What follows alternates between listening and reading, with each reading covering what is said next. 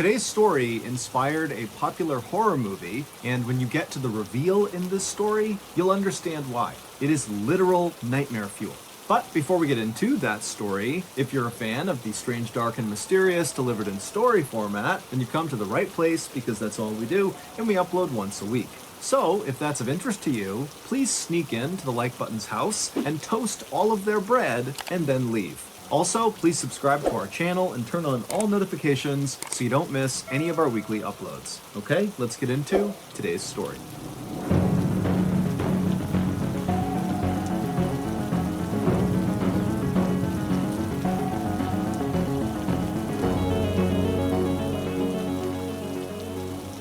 One day in early January of 1987, a very strange 52-year-old woman named Ruthie Mae McCoy walked out of her 11th floor apartment in Chicago, Illinois. Today was the day that Ruthie was going to be doing one of her self-appointed public duties. Ruthie was quite tall, and this particular day, she had on 2 pairs of pants with a dress over them.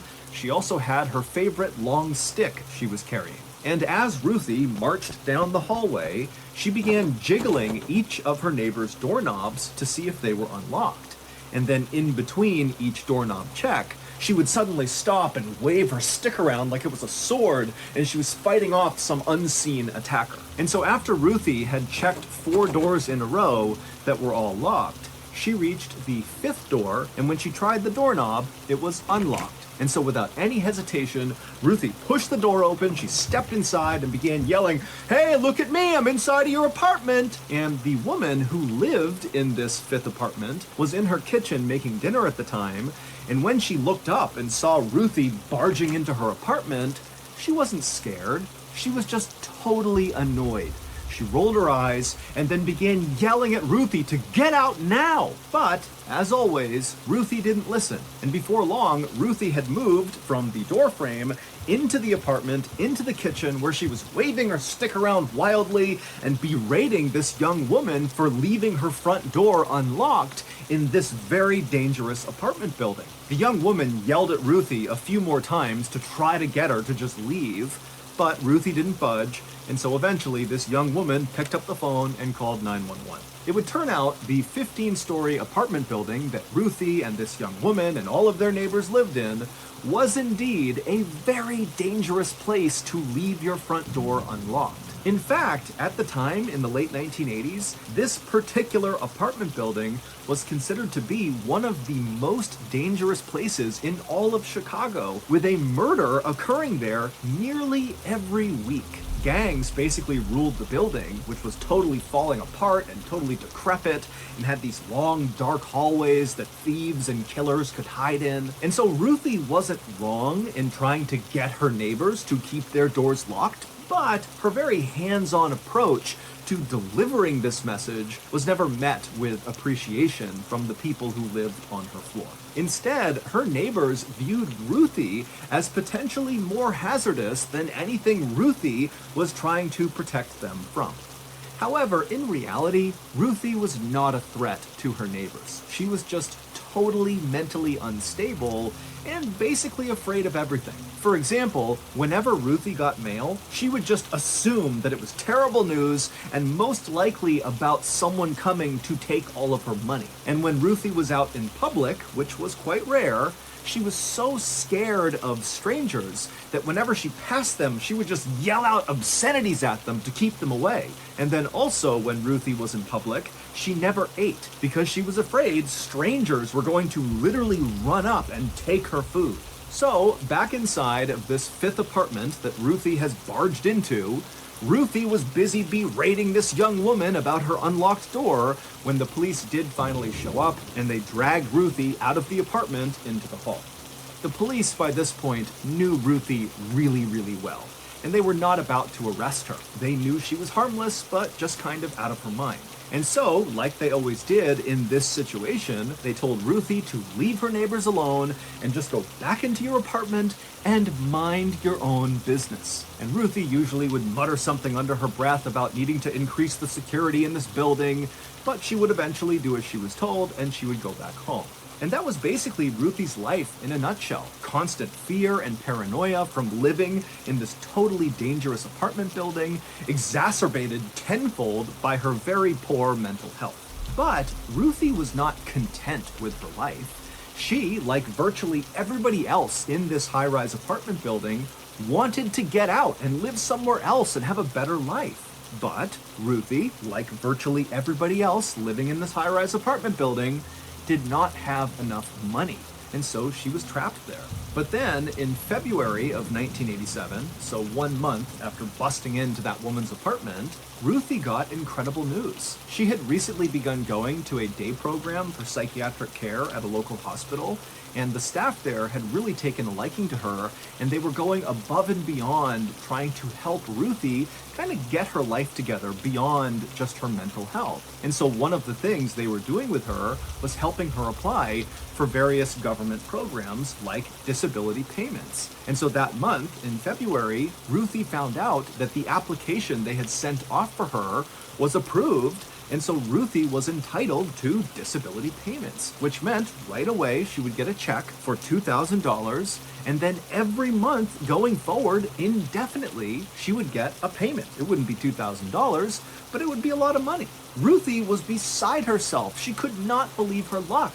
And she now knew that with this money, she would finally be able to move out of that terrible apartment. Even before the money began coming into Ruthie, she was already looking for a new place to live.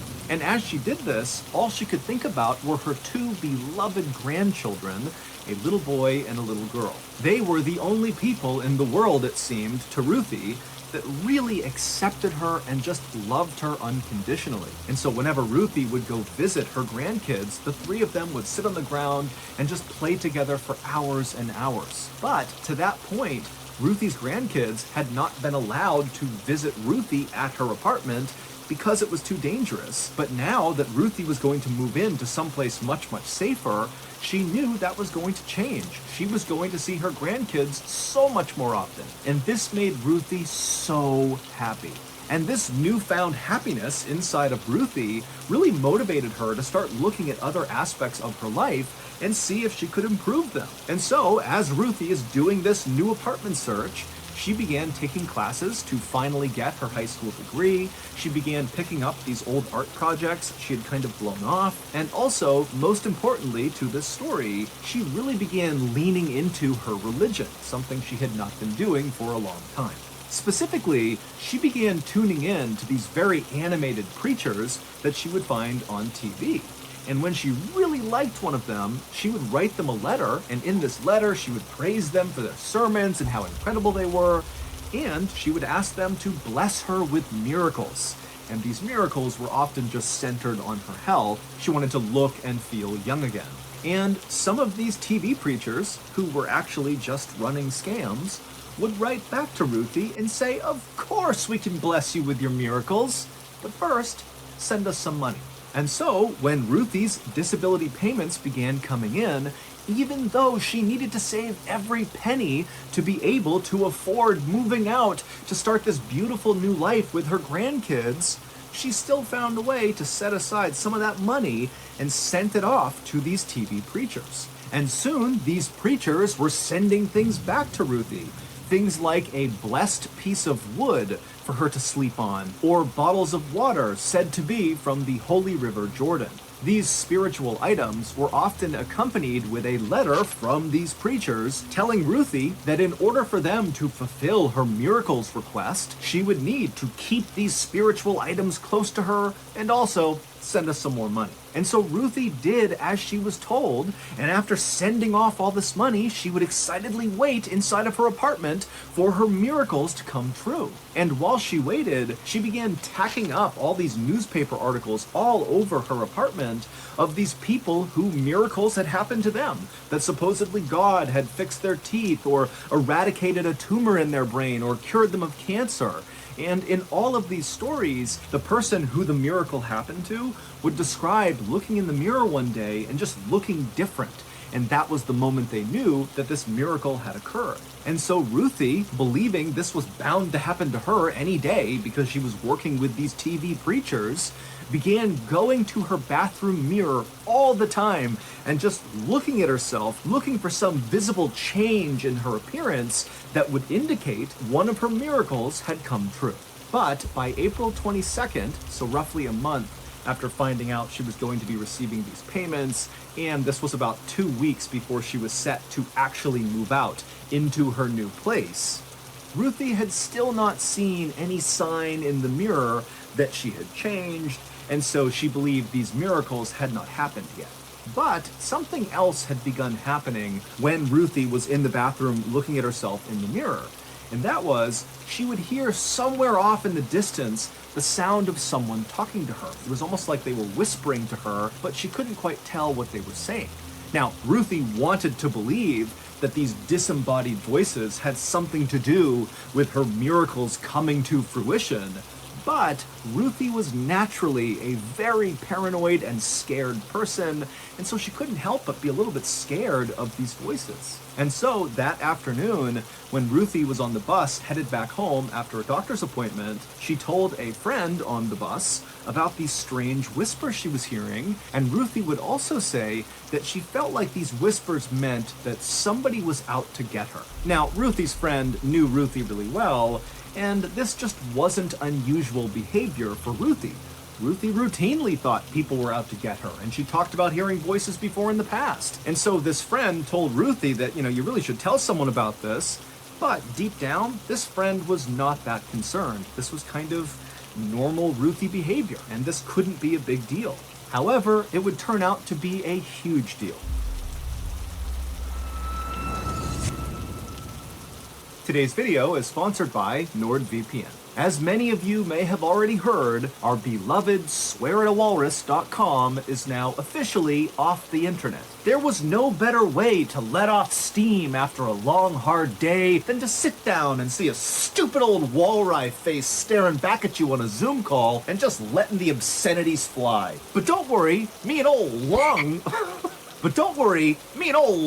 found an alternative stress reliever that's just as good. The website is beatupaleprechaun.com, and as the name implies, it allows you to finally lay the smackdown on those crafty little monsters. All you gotta do is log into their website, go to their leprechaun radar screen, and the second you see one of those little weasels pop up nearby, it's time to suck down some fight milk and go to work. Old Lung and I quickly became addicted to this service, taking down 1, 2, 10, 50, 1,000 ornery leppies in a given week. But last night, we ran into a serious issue. We tried to log into the website, but as we did, we got hit with a pull-up. Pow, pow, pow, pow, pow! And as we're laid on the ground, struggling to survive this Pua onslaught, the leppies outside heard us struggling to survive, and they took advantage. They came inside, and they laid the smackdown on us. And then after the dust settled, old Lungy rolled over in pain, and he croaked out, "Papa,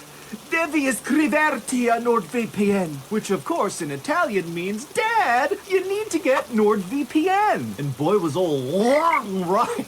A VPN, or virtual private network, is a service that keeps you safe while browsing the internet. And NordVPN is the brand name in the VPN space. Not only will NordVPN keep your data safely behind their wall of next-generation encryption, but also, most importantly, through their latest feature, Threat Protection, they will block those horrific puas that lead to leprechaun-led thrashings. So, if you're like me and old Lung, and you'd rather beat up a leprechaun than have a leprechaun beat you up, then you need to sign up for NordVPN today. Right now, NordVPN is celebrating their birthday, and so as a result, they are offering you all a special deal. You can get a 2-year plan at a massive discount, plus at least 4 months or up to 1 year of service for free when you go to nordvpn.com/MrBallin. And it's risk-free with Nord's 30-day money-back guarantee. That's nordvpn.com/MrBallin, or click the link in the description below. Okay, back to the story.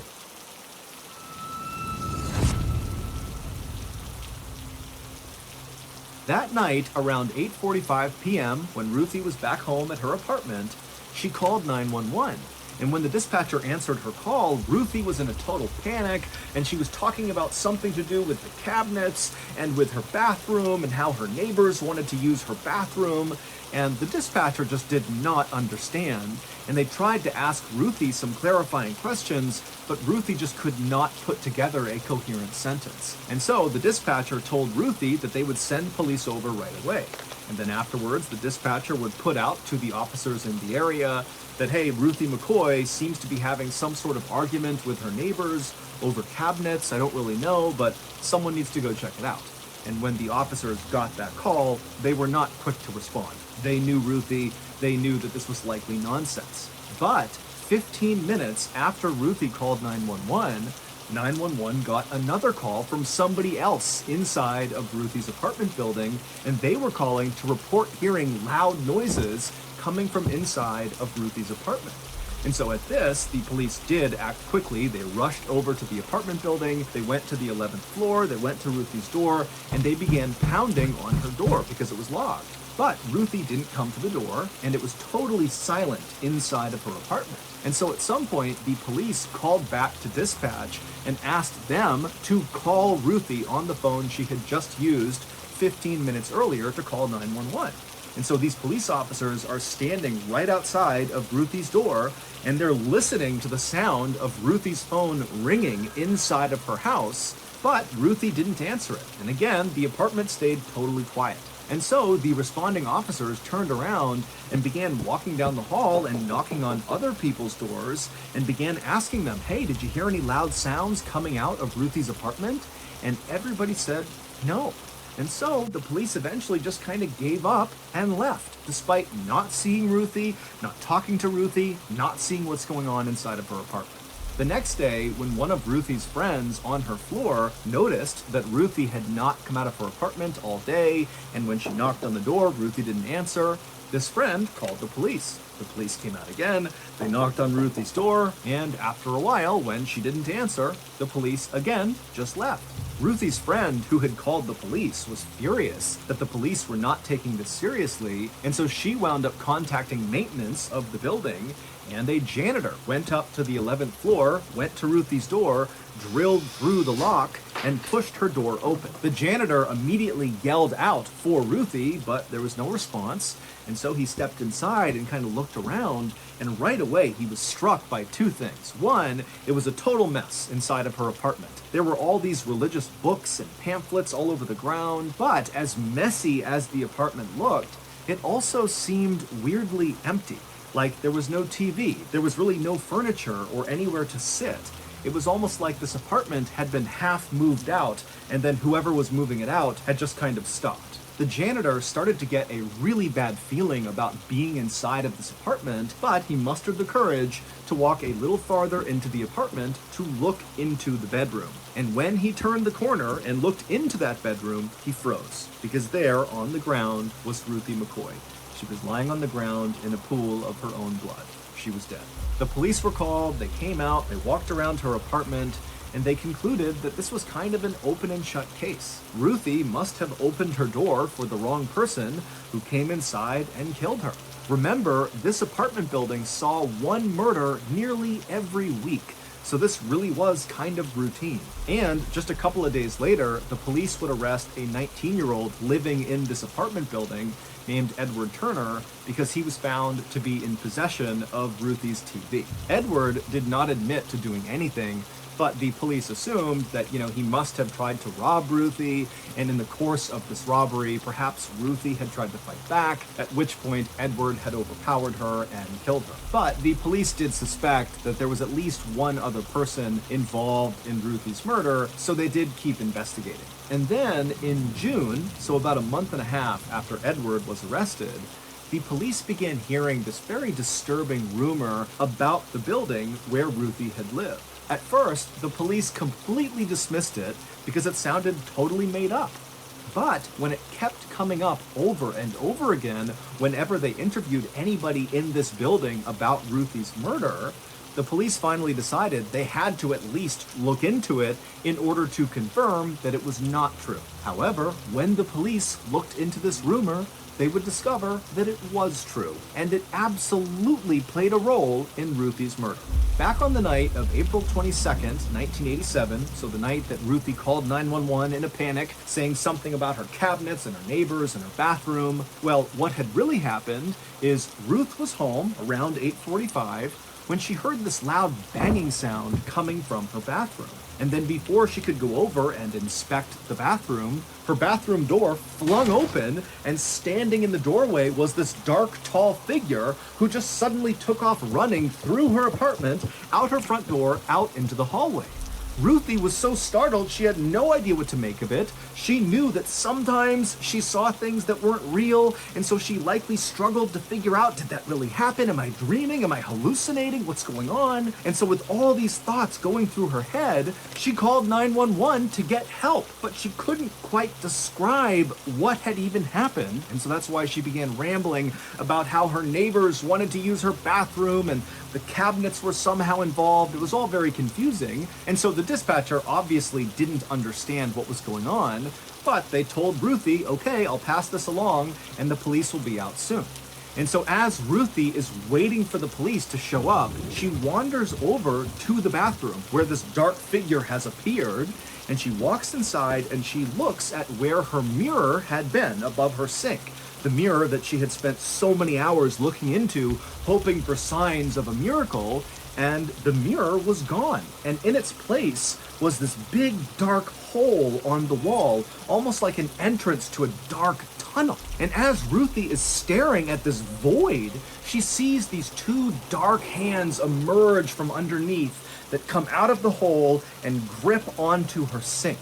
And then eyes pop up, and a man's head pops up, and then he uses his arms, which are clutched onto the sink, to pull himself up and out of the hole in her wall, where he plopped down on the bathroom floor and then stood up and stared at Ruthie. And then everything after that point would have happened really fast. Ruthie likely began screaming, at which point the first man, the dark figure that had run out into the hallway and prompted Ruthie to call 911, he must have heard Ruthie screaming, and so he came running back in through the front door into Ruthie's apartment with a jacket over his head, and then at some point he or the other man who had come out of the hole in the wall yelled at Ruthie to get down on the ground.